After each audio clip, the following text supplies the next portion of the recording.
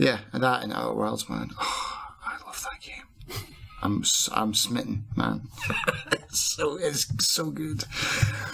But not, I was going to say not as good as this film, but it probably is. Because I like this film as well. I realised how much I liked this film last night. I haven't watched it in years, and I really got into it. I really enjoyed it. Really? Yep.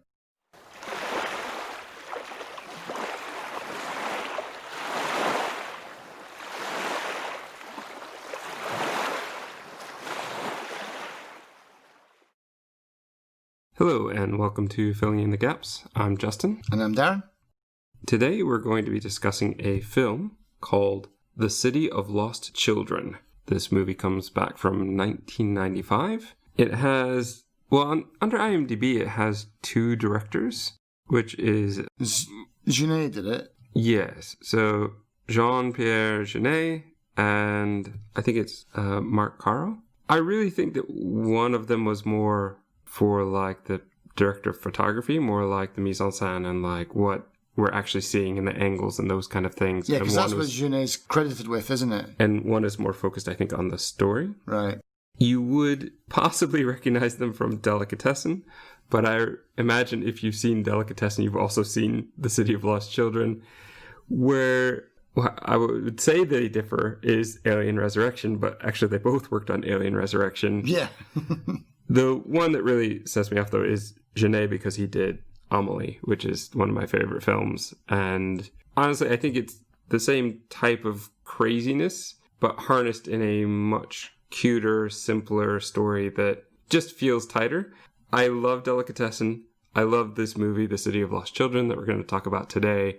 But Amélie is the one that, for me, really feels like it's really just all put together in a much tighter way. Some of the things we're going to talk about today in The City of Lost Children seem to kind of come out of nowhere. The idea of coincidence is important in all three films, but in this one, there are just times where it feels really forced and thrown in there. And not just once. Yeah.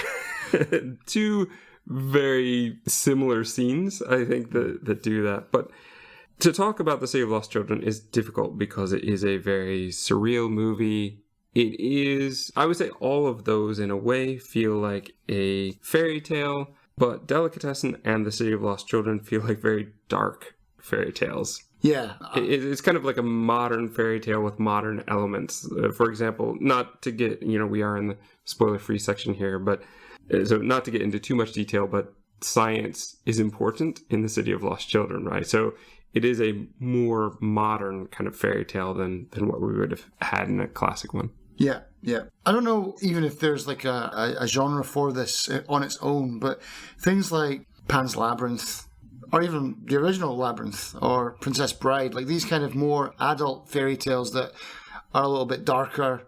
I mean, maybe even to an extent, something like Neverending Story or something like that. But yeah, I love this movie. It's so dark, it's so creepy, and it's got some really amazing bits to it. It's old, but I think it's aged really well. I think because of the way that it's filmed. Because it looks visually, it looks like it's shot in a set. And I think they go for that on purpose. And that's something that a friend of mine we've talked about for years and years, is that movies like Jim Henson's Labyrinth work better for us typically than CG movies, because something about the fact that they're using real props and real sets just feels more real. Even though it may not look as real. Oh, look, matte painting. There's something about it that feels more real to us. Maybe that's because we're old school and getting old, but that's kind of the way we've always felt. And I still feel that even with the amazing advances that CG has done for movies, I still typically feel it's much more real with puppets and paper mache sets than if it's computer animated. I agree. As far as reviews, IMDb has it at 7.5, Metacritic at 73, so roughly about the same, and Rotten Tomatoes critics at 79%, audience at 90%. Yeah, of course. But I actually would have thought it'd be the opposite. I would have thought that the critics, seeing how visually stunning it is and how unique it is and different, critics who have to watch movies for a living get so bored with the same. And so I really thought that it would be the other way around, that the audience might go, I don't get it, this is a very weird movie. And the critics would be the ones being like, yes, this is it. But it's the opposite. This is a fan movie. This is one that fans love more than the critics. Do you think that the fans have maybe gone back from like 2010s and stuff like that? People who've watched it now and have gone back and like upped the reviews? It is very possible, right? So this could be the type of film where people love it enough to actually make the effort to go in and do that. Whereas the critics probably just either put it out. I'm not exactly sure how that works for older movies, if they pulled from older sources and are using that as the information. Because they wouldn't have even had the internet in 1995. We would have had the internet in 1995. It would not have been the same. Yeah, I mean, you wouldn't have even had IMDb, I don't think. No. IMDb I don't think would have existed back then. What we had was the Golden Retriever's giant book of information, which was basically IMDb, but in paper format. Right. And yeah, it's amazing how much easier life is now that you can just type it in and go. Yeah. And how much more kind of accurate and thorough I think that they are. But yeah, I'm just surprised, but you're right. Maybe people have gone back. They made the effort to go back and add to it. Stars, there's not a whole lot. We've got Ron Perlman. That's the one people would know. Apparently, at least according to the IMDb trivia section, he doesn't speak French, but he did learn his lines in French so that he could deliver them. He doesn't speak much that fits his character. I will say this, I definitely prefer watching the subtitled version with the French than watching the dubbed version. Well, I watched the dubbed version, so we can maybe compare them. Oh, I did too, because I found a version for us to watch that had subtitles, but the subtitles were so off time-wise that it was really awkward to watch. Yeah. So I watched the dub one you gave me as well, yeah. Oh man, it's honestly, there are dubbed versions and then there's this. Yeah. This is a whole new level of bad. We're going to get into that, but I will just tease you with this. Ron Perlman, the way they dubbed him... As a Russian. Yeah. Why? He's a Russian living in France. It's very weird. It doesn't fit. But so we have Ron Perlman, and really the only other person I really recognized was Dominique Pignon, I think, because he's in all of their other films. He's in... Was he the guy in Alien Resurrection? Yes. Yeah. And Delicatessen. Right. And Amelie. He's in all of them. So if you've seen his other films, then yes, you'd recognize it. Music, though. Did you notice who did the music? I did. I didn't write it down. I was like, oh yeah. I didn't write it down. I've forgotten who it was. So Angelo Badalamenti, known for Twin Peaks. That's right. And quite a lot of other David Lynch stuff as well, which kind of surprised me, but it makes sense. Now that I know it, it makes sense. He's great at making music that seems like it's a different world. And that's very much what this movie feels like. It feels like a parallel universe, a kind of steampunk dark universe, and I like it. I would definitely recommend it to most people, but maybe with a caveat that you have to be a bit open-minded. It is a little bit strange. Not as strange as some of the other stuff that we'll be talking about in this podcast. We're going to watch Lost Highway soon. Right, but I wouldn't recommend Lost Highway to everyone, whereas I think this one... Delicatessen is a harder push, right? Amelie is anyone. City of Lost Children is, yes, see it, but it is strange. So I feel like I'd have to kind of preface, I'd kind of have to warn them of that. But that's kind of it. I really want to get into this movie. So without further ado, let's get to the spoiler section.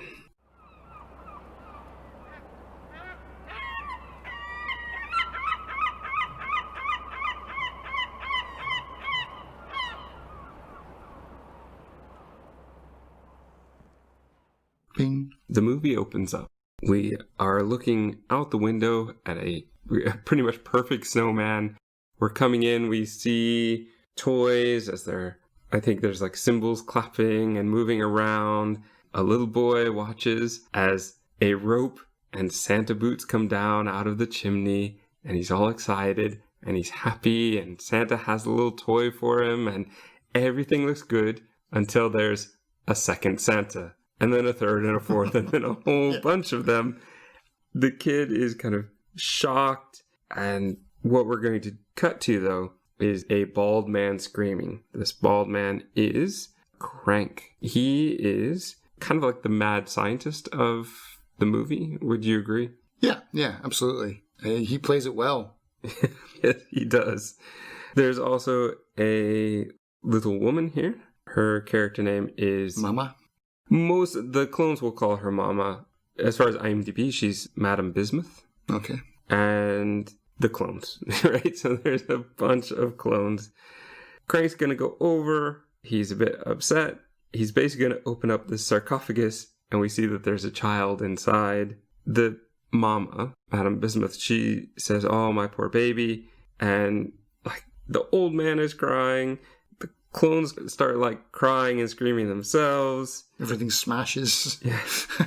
There's a bit of narration, but we find out it's not narration, it's actually in movie, talking about mad genius Crank and he's stealing children's dreams. We find out that it's being narrated by a brain that's in a tank with some speakers off in the corner. This is Irvin, who all the clones will call Uncle Irvin for most of the movie. And we're going to pull out even further. We're going to see that this is all a floating fortress. A lot has happened. Yeah. But boy, does it set up exactly what's going on in the movie and give you an idea of, one, how crazy this movie is going to be. You've got a brain in a fish tank. You've got clones kind of screaming and crying because somebody else is. And you've got this machine. Yeah, the big dream-stealing machine. And I think that that kind of signifies what this movie is going to be about in a very, very good way. This machine is key to everything. We're starting off with it. And we kind of already know what it does. And even if you didn't know, that narration tells you he's stealing dreams. So now we know exactly what's going on. Well, he's not stealing dreams. He's stealing nightmares. he hasn't had a dream yet. That's the whole point. He's trying to. He's trying to get a dream, yeah. After that, we pull out to a kind of like a carnival circus type thing. Ron Perlman, his character is called One, or Mr. One, and he is locked in these chains. There's a man touting how powerful he is, trying to get money from people. There's a kind of cult off to the side telling people to give up their eyes so they can truly see. Mm-hmm. As people are listening to them for some reason, I don't understand, there are all these little kids walking around and stealing wallets. When they try to do that in front of the Ron Perlman section, that's when the touter catches him. The kid, I think the kid bites him at this point. Yeah. And whoever is kind of watching over the kids comes up, stabs that guy, and then disappears. They all disappear. Yeah, it was a bit much to stab that poor guy for just witnessing someone steal something. But yeah, I mean, that whole opening, if you can call it open A and open B, is like you get the floating kind of oil rig thing where the mad scientist is, where Crank is. And then you got this city, which looks incredible, but it definitely looks like a set. But it looks magical, and it just everything, right, even down to the color of the water, is all done on purpose. It's beautiful. It's like art. I mean, it's like looking at a painting. It's so good, and there's just so much to take in. Like you said, you got all these different people running around, and so many characters. But at the same time, like with other movies, where they're throwing characters at you, especially with modern movies. Not to bring up Star Wars, but I've just brought it up. But when they're throwing characters at you that have nothing. In 5 minutes, this movie has done more than most movies do today for their characters. Yeah, and I think that character development, and especially the way they're introduced, is incredibly important. And they've done it in this one. And I would say they do it in every one of theirs. They have a fantastic way of doing it. But yeah, so let's get into the next part where they're in the trailer, that's kind of leaking as One is trying to take care of the man who, touts for him. But he also has this character we're going to call Little Brother, because that's how he refers to him the whole movie. Little Brother is there eating away, as we will always see him. Yeah, even eating candles at one point.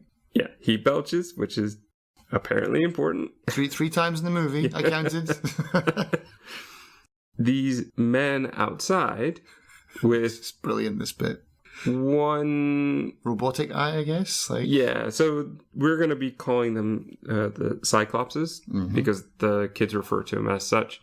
They also have a kind of overly sensitive hearing thing so that they can listen in on secrets, I guess. And they're trying to tempt Little Brother with a candy apple, which he definitely would have done. On a fishing pole, straight out of a cartoon.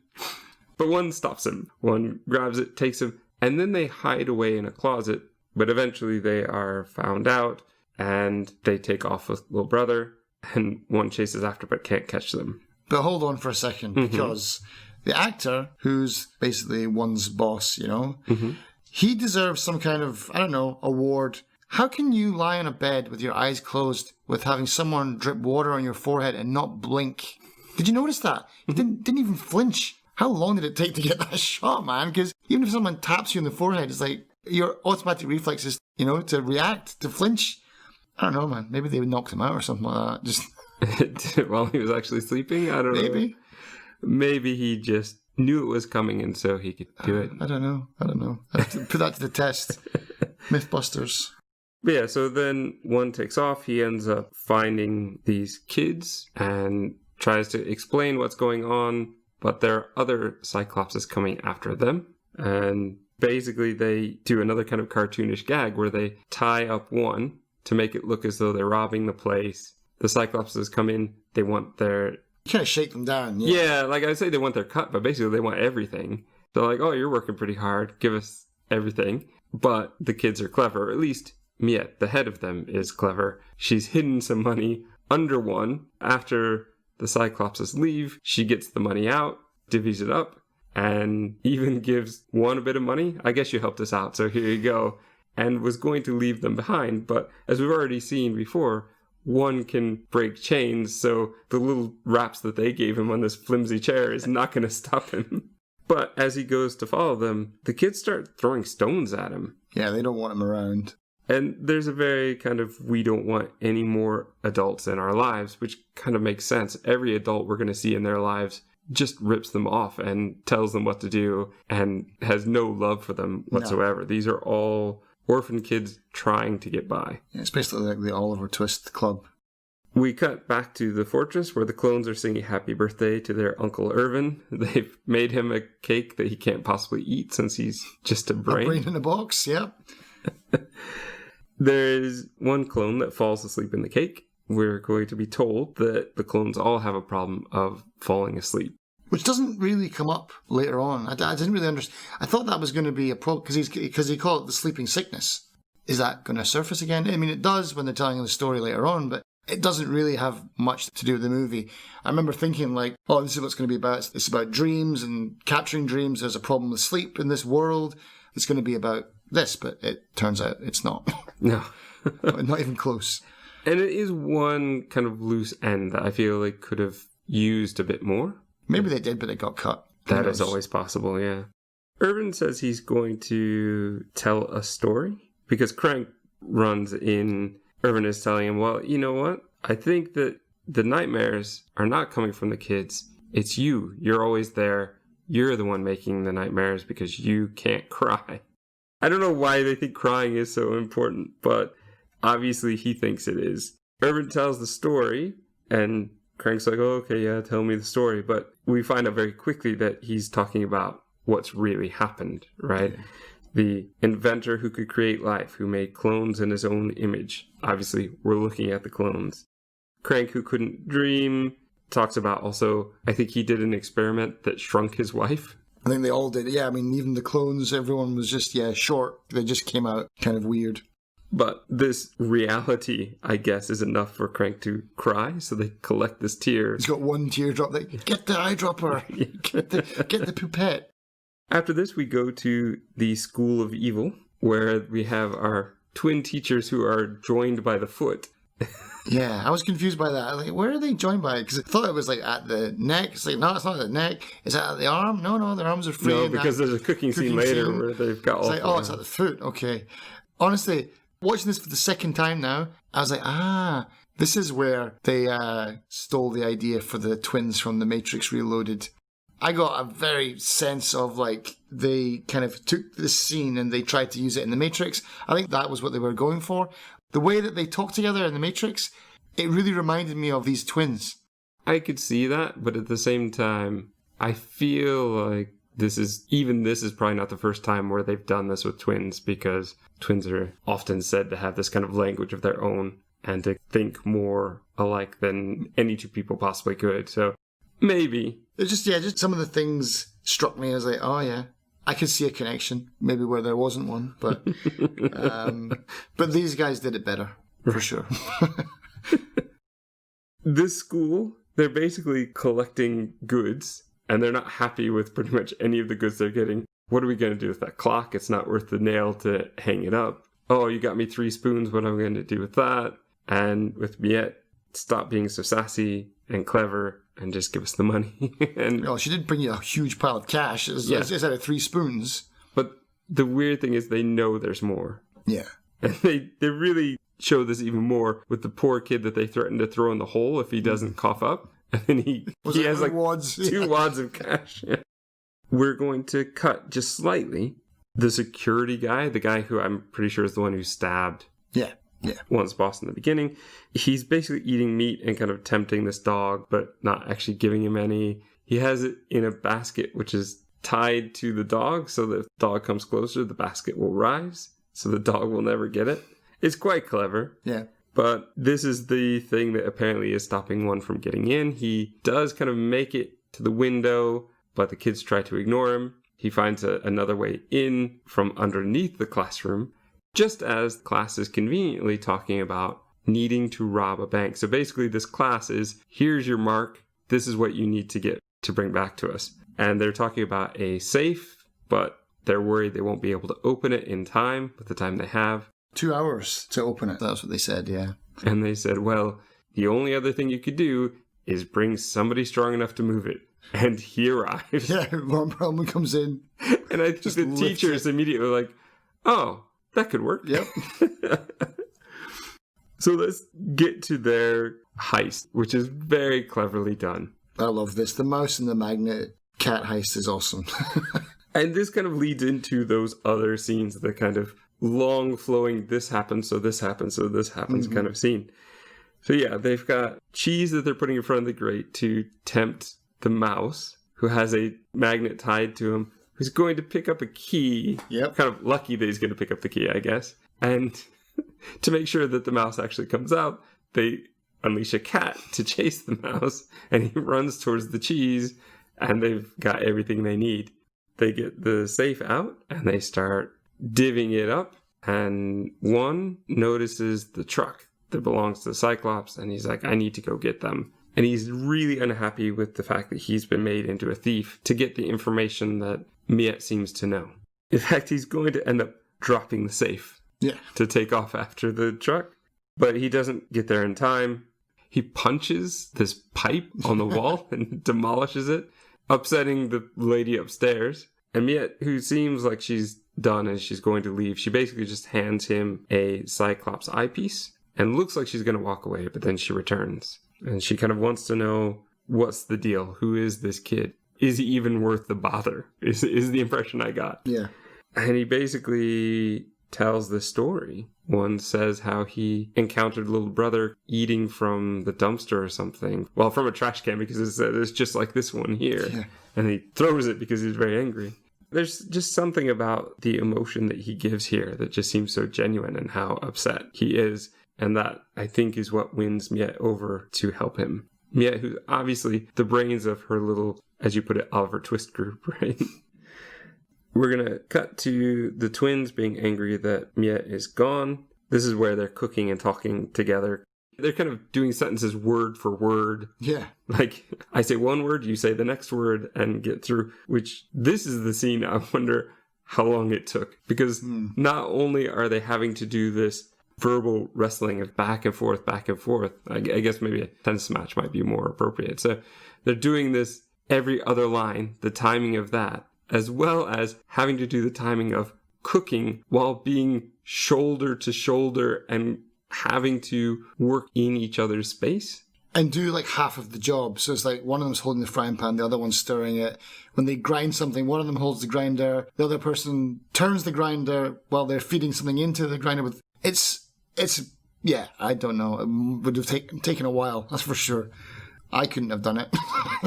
It's an amazing scene. And it's just very odd to me, because here they're basically saying we would be better off if we didn't have Miette, even though she's the cleverest of their group. Yeah, and she seems to bring home the bacon.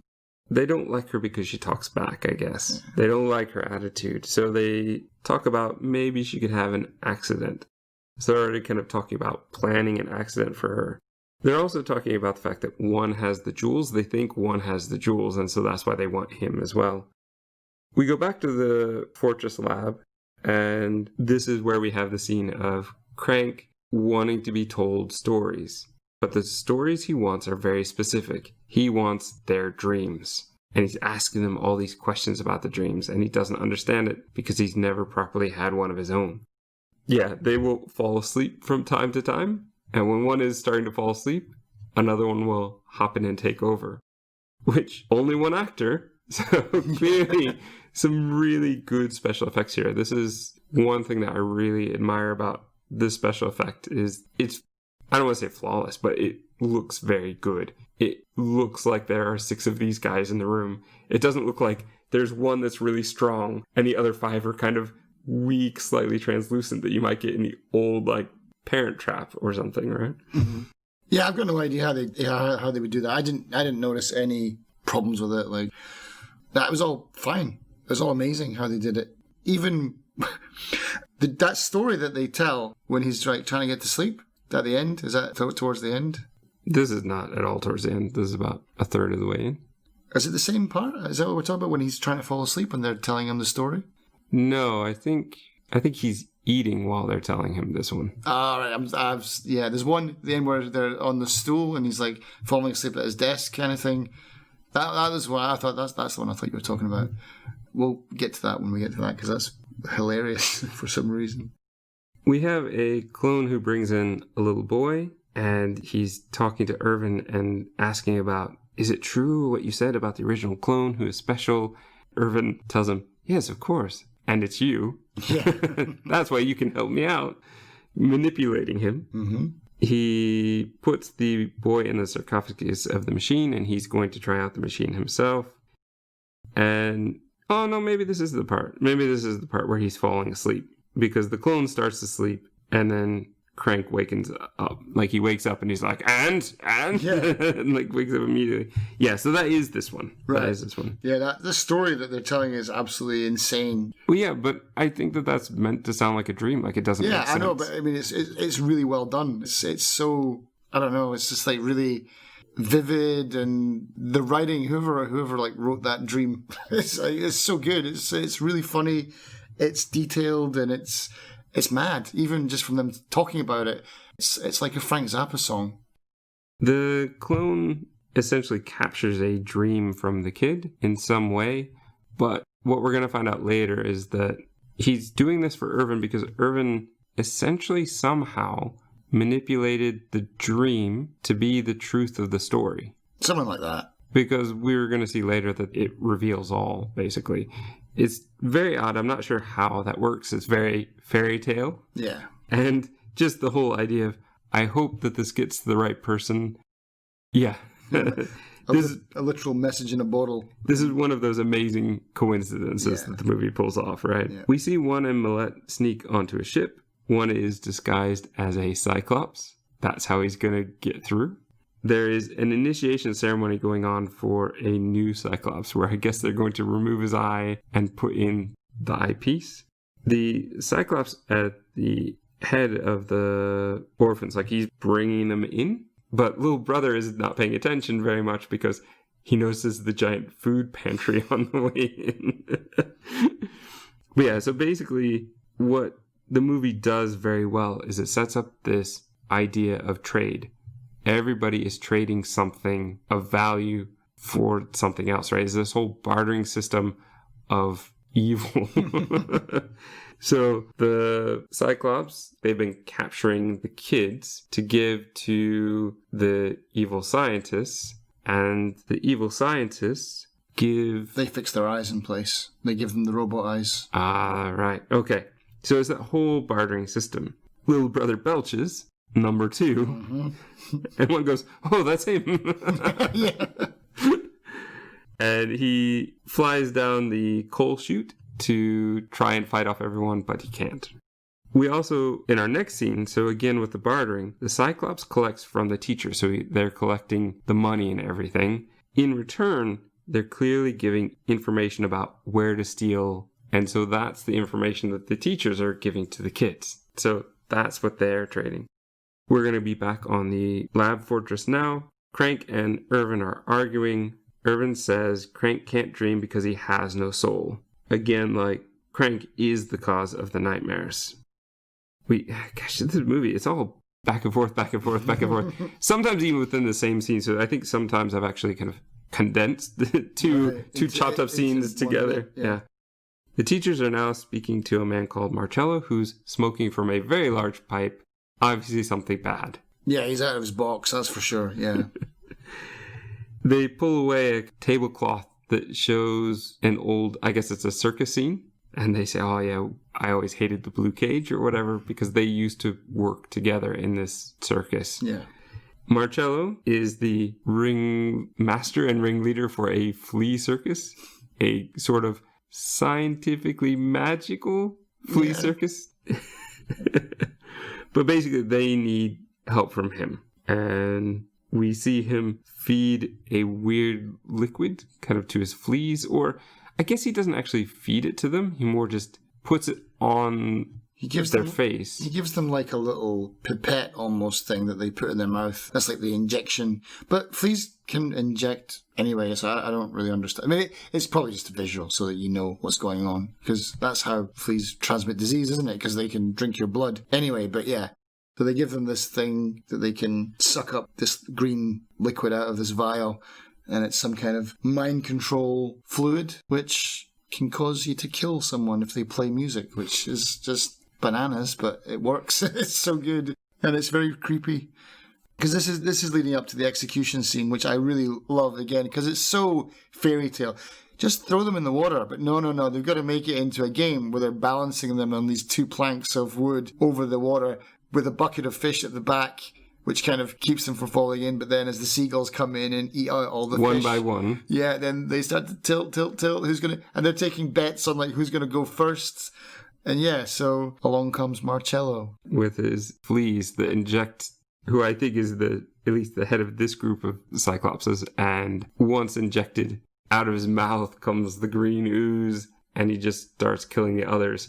And in one of the most gruesome, horrific kills of all time. Yeah, man, this is really horrible. He plugs his eye socket thing into the other so that guy can watch himself die. Yeah. That bit, again, if Black Mirror has maybe stolen this part from them, because that is exactly, I forget the episode. Well, you don't want to say anyway because you don't want it to be a spoiler.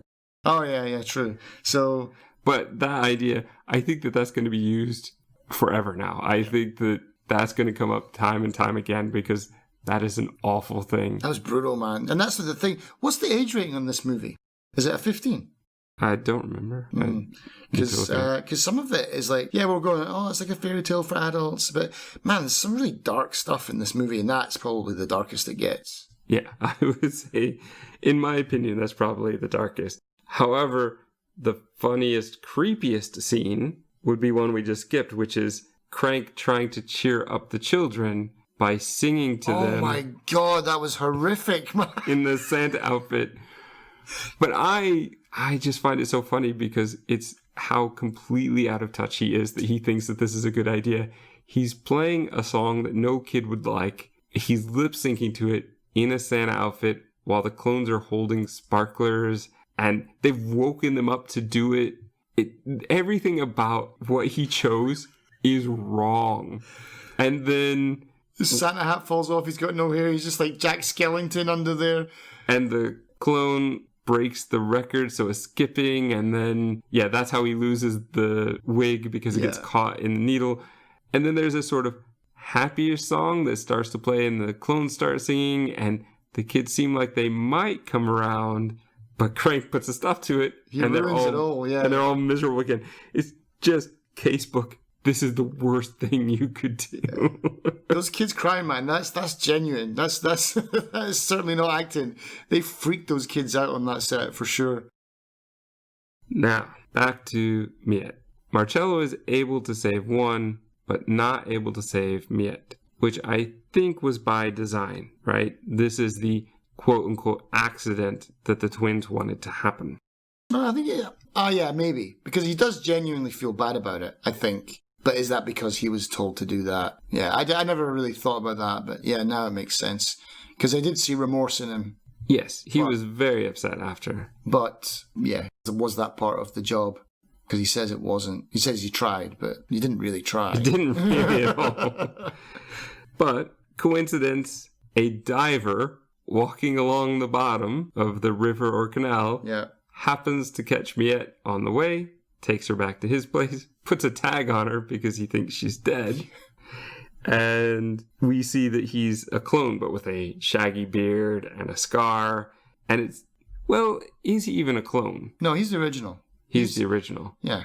But the thing is, Irvin said that he created a clone in his image, and then I believe other clones from that clone. So my thought was that he is the original who was special and could think for himself. Yeah, that's what I think too. Oh, okay. Yeah.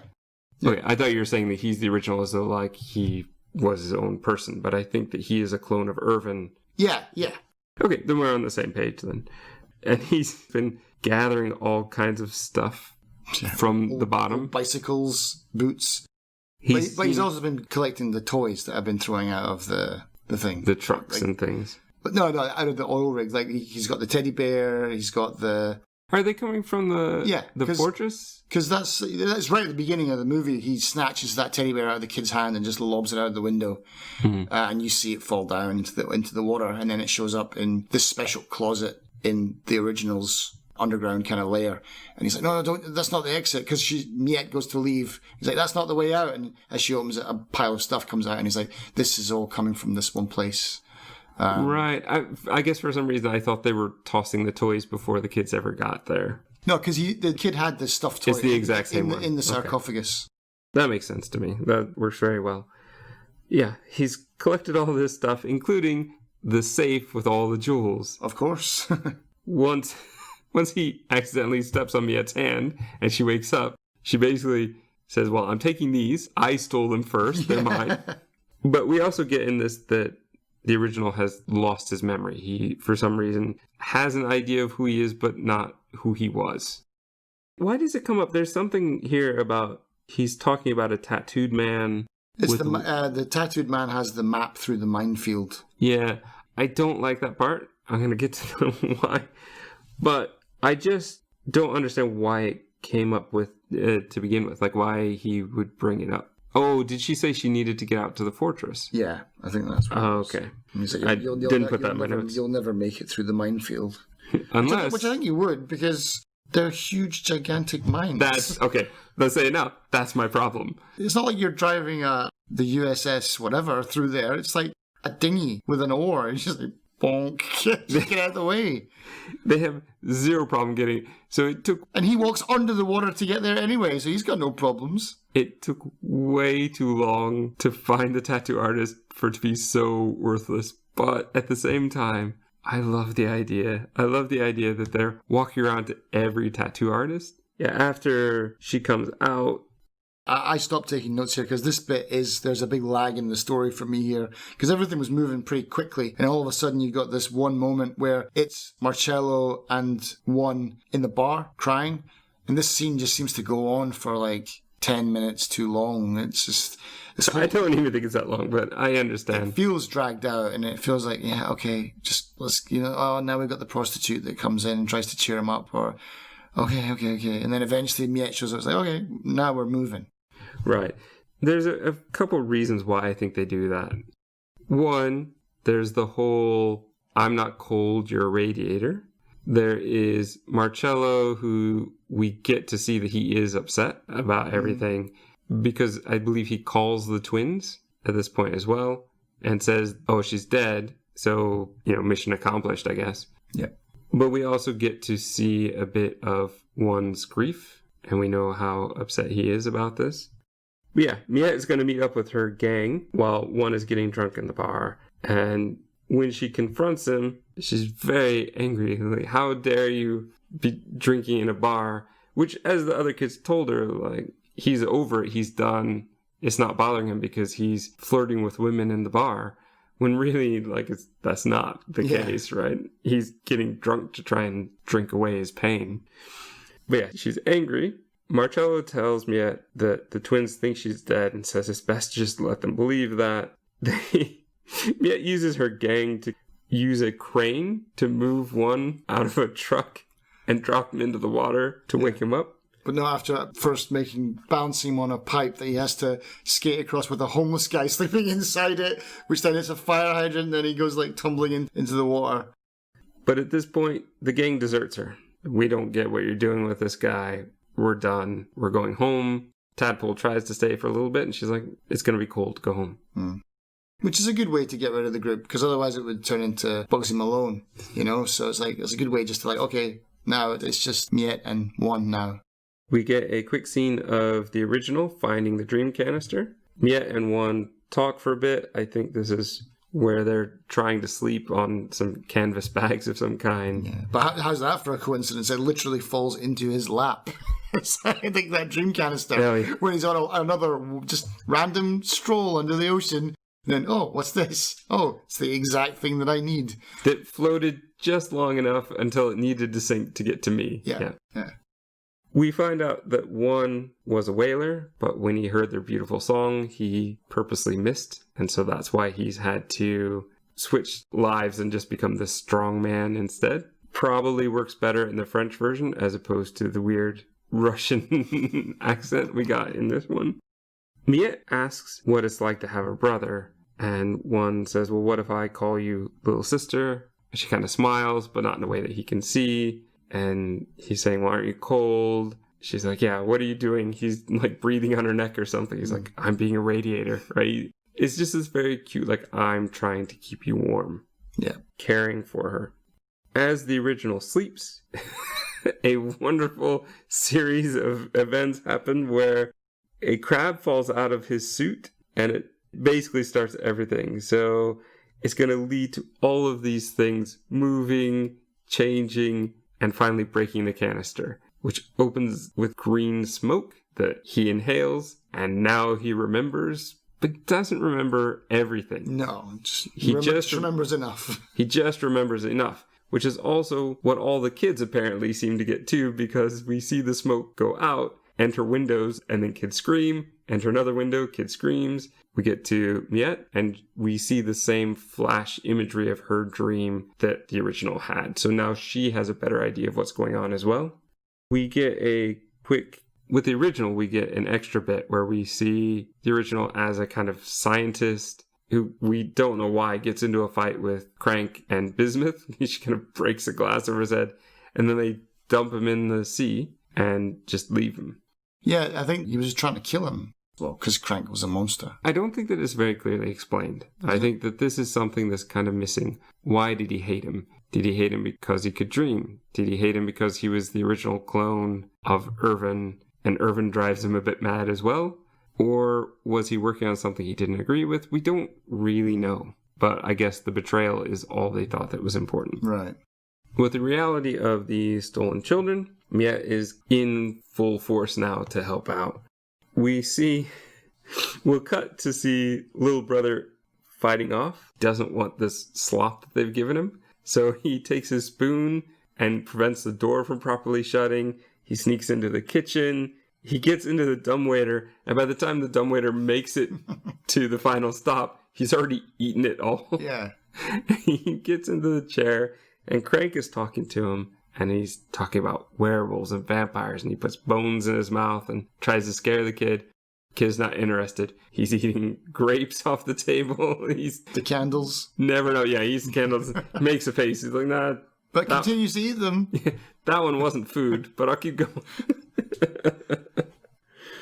And in this, Crank thinks he's found the one kid who can help him because this kid is not afraid of anything. We're now going to get our scene of Miette and one looking for the tattoo artist. And she says something like, we've already seen 15 tattoo artists. How many can there be? For every step you take, I have to take 3. And he does this very caring thing where he takes off her boots, the one with a hole in it. Yeah. And he's kind of massaging her feet, then gives her a piggyback. Yeah, which we could assume is probably all day. Yeah. He ends up getting a tattoo that says Miette for life in French. Yeah. And Miette wants the information about the tattoo, the couple who run the tattoo place are fighting and fighting and fighting until she shows the jewelry. Off comes the toupee, and on his head is the map of the mines. But like you said, kind of pointless because the mines are so big and their boat is so small, and it doesn't seem to cause a problem at all. No. And why would there be a route through it anyway? Well, there would be a route, right? Yeah. I mean, for a small boat, though, you could just go anyway. You could just go straight through the middle. Maybe it's only to stop big boats. That's what those mines are for. They're to stop like destroyers. They're not there to stop fishing boats. We'll get a big boat. Oh yeah, we do get a big boat later, or a bigger boat. Okay, we're now going to see the original. Now that he's got some of his memories, or he understands the story, with his giant tanks of oxygen. Yeah, so he can make the journey. He's walking under the mines. We will see the twins taking the flea and controlling one so that he slaps Miette and looks like he's going to choke her out until Marcello shows up and he's going to help save the day. It got so bad that Miette and one were... No, how did it work? So... Wait, I've got it in my notes, but you can, if you can do it, tell me. Yeah, so... One is being controlled, and then the twins play the music box, and he's like slapping her, and then he's choking her. And as he hits her, a single teardrop flies out of her eyes, lands on a spider web that causes the parrot to start making noise, which makes the dog bark. So the old man throws the shoe at the dog, and we just got this whole kind of mousetrap. Yeah. So he throws a bottle, a gull flies off, poops on a windshield of a car that crashes into a fire hydrant, which frees rats on a raft, which... Go into like a parlor. Yeah, and so they're half-naked women running out, which distract the electrician. Yeah, blacks out the city. Who... because of that, the lighthouse goes out. Yeah. So the giant boat crashes into the pier, stopping centimeters from the twins. Yeah. But dropping Juan and Miette into the water. And they're trapped now as well between all the debris from the crash and the boat, yeah. Right. And so they have access to fuel and fire, and so they're going to pour fuel onto the water and burn these poor two. Yeah. But then Marcello puts a stop to that.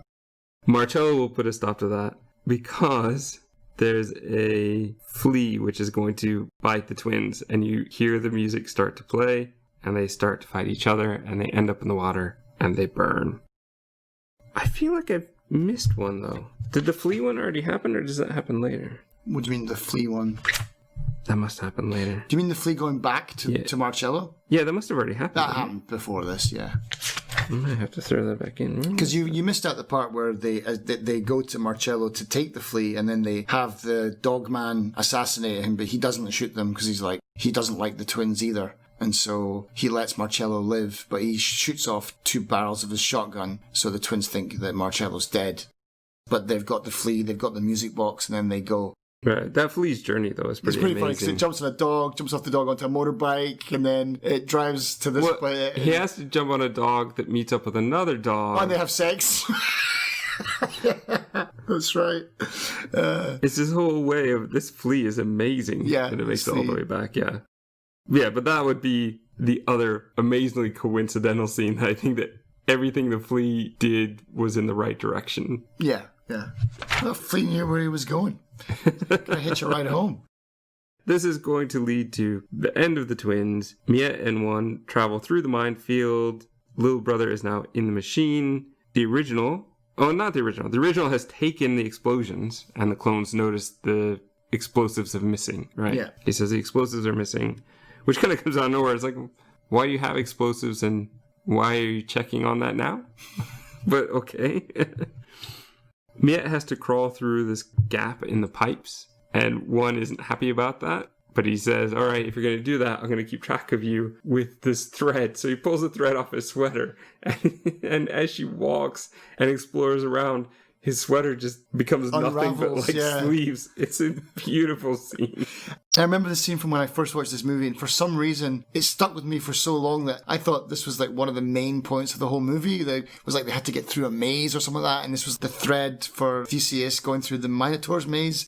But it's actually a really small part because the thread runs out, she realizes she's been going in circles for a little bit, and she finds the end of her thread because he's got no more thread left to give her.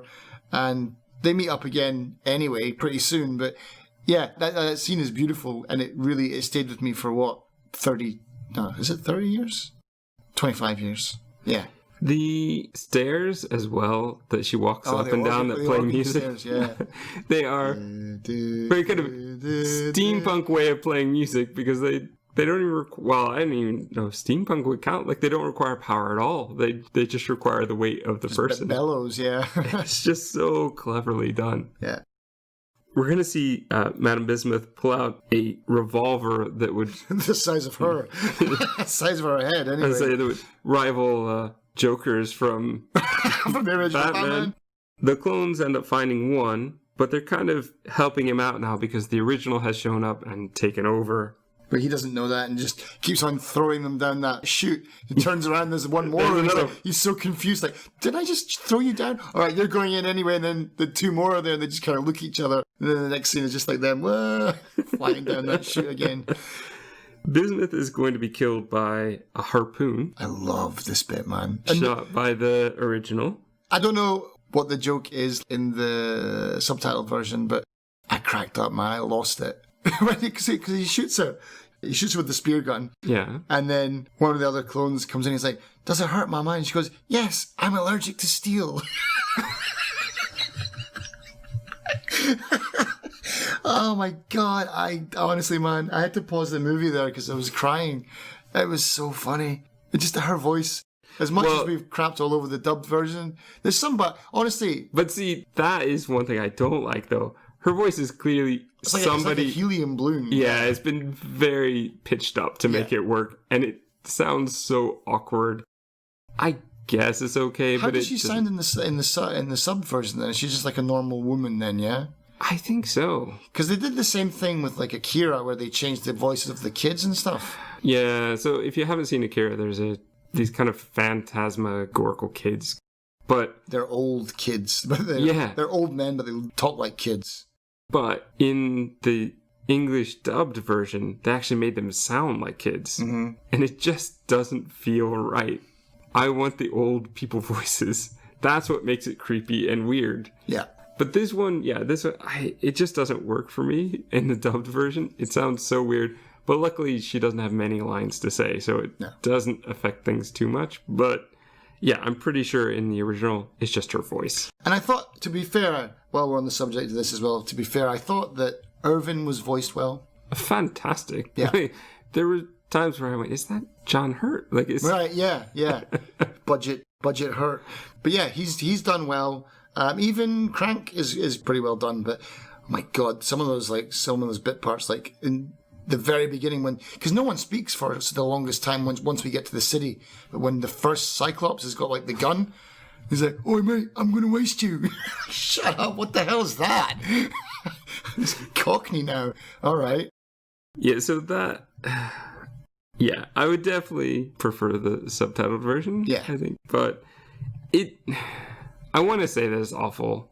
Because when I first started watching it, it was awful. That's why I tried desperately to find a subtitle version for us to watch. Mm. But as you got into the longer characters, the characters who actually had more lines and were more meaningful, they did a much better job of choosing actors for that. Yeah. But not Ron Perlman for some reason. Who I thought would voice himself. Is it him? I don't think so. I could about 90% say that is not him. Because we've heard Ron Perlman's voice. No, his Russian voice, though. I don't think he would have done it. I think maybe that's why he didn't do it. Because I said, well, we want you to do it with a Russian voice. And he'd be like, well, I had to speak French for however long to make this movie. I am not doing a Russian accent. Can you not just take the one I've got? Or how about a French accent, which would make more sense? Yeah. And they said, no, we want a Russian accent. Yeah, we want Russian. I really think they didn't. I think that the dubbing in this is not the highest quality. So I'm going to say that they probably didn't get any big names or pay Ron whatever it would have taken to get him to do it. I think they got somebody else. It's also just the acting for it is not the same. Yeah. It doesn't feel the same. All right, so yeah, does it hurt, Mama? Yes, I'm allergic to steel. Brilliant line. Awesome. On the floor. Boy, what a terrible woman she is. Yeah. Like, she's great to the clones, but to everyone else, she's terrible. Yeah. Because she gets Miette to come over. Oh, come over. Here's the key. You need to go through there. You can save everyone. Save all the children. And as Miette's walking over this hatch, she reaches up to pull down the lever. Yeah, to flush her out into the Atlantic Ocean or wherever the hell it is. One catches her by the hair. Yeah. Brings her up, but falls in himself. Why? How does he... I even wrote a note of this. Like, why did he fall in? I didn't catch that part. What happened? It's a bit iffy. Like, I feel like this is one of the bad cuts. This is one of... Something doesn't quite work here. It looked like a lever was next to him and, like, that knocked him in. I didn't catch how he managed to fall in. I've watched this a couple times and I still don't get it. Okay, so fair enough. I just kind of feel like either they had something that didn't work when they got to the footage and went, well, we need to cut it so that bad stuff isn't there, or whatever they chose was so bad they realized, oh, that makes no sense. So they just had him slip and fall, I guess. Because that literally is what it looks like. It just looks like he loses his balance for some reason standing on a flat surface. Like, okay. They could have had some explosions and that would have shook him, but... Yeah. Just shaky camera scheme and then fall down the hatch. But that would be something, right? What if they had intended the explosions to start earlier, but then when they started editing, they thought, oh, actually, it needs to be later. Because there's too much time would have to pass, like, to get to where we need to be. Yeah, maybe, yeah. But that's definitely me filling in the gaps for them. Irvin tells Miette that she must enter the dream to save little brother, so she does. And there's this whole amazing, crazy scene where Crank will get younger and younger. Miette says, well, you say you're kind of risking everything, but are you? There's a safety net right here with this handle. And Crank ends up becoming too young to reach it as she grows older and older. And I'm very curious. I do kind of want to stop here. What do you think of the scene? Does this have meaning to you? Yeah, I was going to ask you the same thing. Because this part confused me. You know, everything else until now, I can deal with, you know, killer fleas, guys with Cyclops eyes. But this dream thing is like, I didn't understand how this was happening. Like, how did she make him younger? And why did she get older? It's like they trade places almost or something like that. I don't get it. I get that it had to happen so that he can't physically reach the handle to pull it anymore, but why did that happen? Is it her because she can control a dream? That he's never had a dream and he's been cut off from being in that big machine kind of thing, like where he was in control, and so she takes over? Is it like a dream warrior thing? I think that a lot of this here is symbolic, and it's going to take me filling in some gaps here, so obviously it's just my opinion. Mm-hmm. But I think that he's never had anyone confront him in the dreamscape before. It was only kids that he essentially was controlling. Miette is a very powerful, strong character. Mm-hmm. And to me, she came in, and when he was confronted, they both became what they kind of are on the inside. Crank is so petty and selfish and mean. He becomes the little boy that's all he is. Like a little brat, but she's more mature. She's much more mature, so she actually ages when confronted with him. And luckily enough, it kind of leads to him not being able to reach it. That's my interpretation. No, that makes sense. That's a good one. Yep. I would steal that. But boy, she doesn't stop aging. She gets very old. I thought at one point she's going to die or something like that. Like, oh, slow down there. You can be mature, but you don't have to be like 98 years old mature. I mean, how they did that scene though as well is incredible, man. Like the transition between like the actors they got to like shave their heads so they looked like Crank. Really well done. Yeah, and they merged, they melded so well. The actors they got to play Miette also look very much like an older one. So much so that the first transition, I wasn't really sure, did something happen? Mm-hmm. And then, you know, you can obviously see it as it goes, but the first one, maybe sisters or something. It's just amazing how alike they are. But we're also, in this scene, we're going to get that same Santa scene from the beginning of the movie, except this time it's Miette coming down instead of Santa, and she's going to save little brother, and she has Crank, who's complaining and whining over her shoulder. We're now going to go out to see the original planting explosives on the kind of feet that hold up the lab. He finds one who's fallen into the muck of a bird's nest or something like that. And he's like, oh, you better get up because this place is going to go. Yeah. We cut back to the dream scene. And what we see is a clip that will repeat over and over again of the clone, one of the clones, but possibly the original, placing the dream device onto Crank, but Crank as a child, as he is now, and doing that over and over and It's over. faster and faster and faster. And Crank is clearly upset by that. He kind of cries, and then he dies. Yeah. Did you make anything of that? I was wondering if that was... Because he was I'd say... I don't know if this is too far out there, but I would say that he's maybe one of the original children that was taken. And they did an experiment on him with this machine. Who knows why? Maybe to find a body for Irving. I don't know. But something went wrong, and that's where Irving says, you're the monster that was created. Everyone else here is fine. Everyone else here is happy and can laugh and have fun. But you are the only one that can. You're the Frankenstein, basically. The Frankenstein's monster, I mean. Okay, So, but now that you've said that, what if somehow, before the movie ever started, a long time ago, that's why Crank killed the original? Because he had some sort of memory of the guy doing that to him. right. That would kind of fit, and we kind of fill that gap now. So Crank was mad about that, killed him, got rid of him, and the whole time is trying to get back what had been taken from him. Right. And your idea of Irvin wanted to do that to him in order to find himself a new body, that works for me. Mm-hmm. So I think you've kind of filled those gaps there. That's quite good. Mm. So let's talk about the ending. Yep. So we've got... Crazy. What a weird ending as well. One and Miette are reunited. The original is kind of strapping himself with the explosives.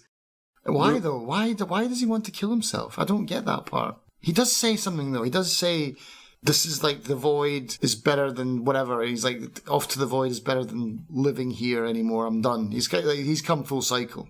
Maybe. I'm not quite sure about that. Little brother is, of course, eating. Yeah. That's where one will find him. He's looking for it. And then he suddenly stops, almost looks at the camera, and he's like, of course he's in the kitchen. So they're all kind of escaping on boats. The kids in one boat, Irvin with the clones in another, which they forget to unmoor the boat. Like, we're not going anywhere. Because then they say, it's following us. Like, you idiots. The original will see lab notes, as they're falling after the explosions. And he suddenly realizes something while looking at them. It's like, wait, stop, save me. But it's too late. So we'll have no idea what he saw or what made him want to stay. Perhaps he suddenly realized the science he'd been working on and that he could make things better. I don't know. He does shout down to him. He's like, I'm your creator. So it's like, I think he knows that he's not just one of them. Yeah, that he is the original. So he does change his mind suddenly. Like, no, I don't want to die anymore. Oops. This bird lands and stands on the plunger and boom, now the whole thing blows up. Explosion, and little brother belches. The end. Belches in one of those like comedy old school where the kind of ring of black and just his face like the MGM lion. And there it is. We get a cast of characters. The City of Lost Children. I love this movie. I love it because of how wild and original it feels, how surreal and fairy tale-ish they've captured through the imagery, through the characters, through just the way that they've visually designed the sets and angles of the cameras that they use. It's really fantastic. The color schemes that they've chosen to use also add to that. Well, you got Jean-Paul Gaultier to thank for that. So... Well, he was the costume designer. He's in the opening credits. I thought you were just making that up. Oh no, yeah. He's on the opening. He's like one of the top 5 credits of the movie. You have a really great cast that I think works much better in French than in the dubbed English version. But all in all, it just creates a beautiful story, mind you, with a few gaps that hopefully we've kind of filled in today. And with some really hardcore coincidences that the movie would not work without. But in a kind of fairy tale movie, I can forgive that. especially when it's so visually interesting at their montages of the flea running around as the crab falling out and all the mousetrap series to break the canister, and especially the teardrop that leads to a bird flying and pooping and water crashing. And yes, beautiful, entertaining. As I've said before, if I find it entertaining, I will be much more forgiving. Yeah, totally. Yeah, not a lot more to add to that. It's a fantastic movie, and I enjoyed it way more now watching it years later. Gaps filled and more gaps created.